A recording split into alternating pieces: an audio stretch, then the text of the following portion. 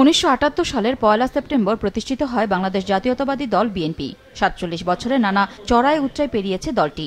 এ উপলক্ষে রাজধানীর ইঞ্জিনিয়ার্স ইনস্টিটিউশনে ছিল আলোচনা সভার আয়োজন।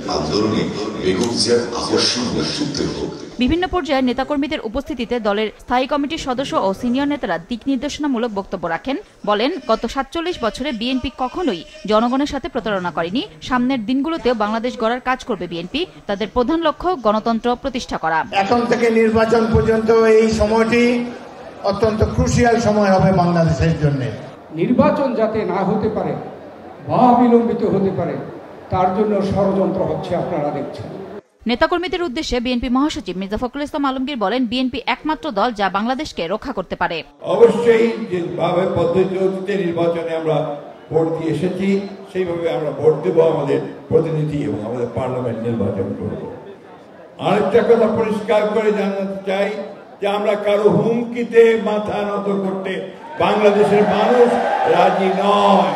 আলোচনায় লন্ডন থেকে যুক্ত ছিলেন দলের ভারপ্রাপ্ত চেয়ারম্যান তারেক রহমান। তিনি বলেন, দেশ যখন নির্বাচনের পথে হাঁটছে তখন কোনো দল নিজেদের স্বার্থ চরিতার্থ করতে বিভিন্ন শর্ত আরোপ করছে। শর্ত আরোপ করে নির্বাচনের পথে হয়তোবা পরিকল্পিত উপায় বাধার সৃষ্টির অপচেষ্টা করছে বলে বহু মানুষ এরই ভিতরে ভাবতে শুরু করেছেন। দেশে চলমান পরিস্থিতি সামাল দিতে সরকার ব্যর্থ হলে 5ই আগস্ট বিরোধী অপশক্তি পরিস্থিতি জটিল করে তুলবে বলেও আশঙ্কা জানান বিএনপির ভারপ্রাপ্ত চেয়ারম্যান। জনগণ লক্ষ্য করতে শুরু করেছেন নির্বাচনের মাধ্যমে জনগণের বাংলাদেশে জনগণের অধিকার প্রতিষ্ঠার সুযোগ বিনষ্ট করার ক্ষেত্রে প্রস্তুতে সেই অশুভ শক্তির অপতৎপরতা সাম্প্রতিক সময় ধীরে ধীরে দৃশ্যমান হয়ে উঠছে। ফ্যাসিবাদ বিরোধী আন্দোলনে আমাদের রাজপথের সহযোদ্ধা গণপরিষদ সভাপতি নুরুল হক নূরের উপর হামলা সহ সাম্প্রতিক কিছু ঘটনা স্পষ্ট দেশের স্থিতিশীল পরিস্থিতি ক্রমেই জটিল হয়ে উঠছে অথবা জটিল করে তোলা হচ্ছে।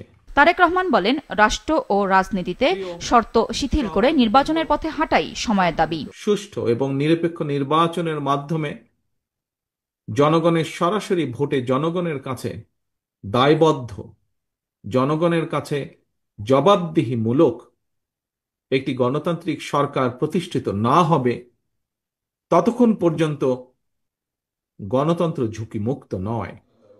নুরুন নাহার উইলি, মাছরাঙা সংবাদ, ঢাকা।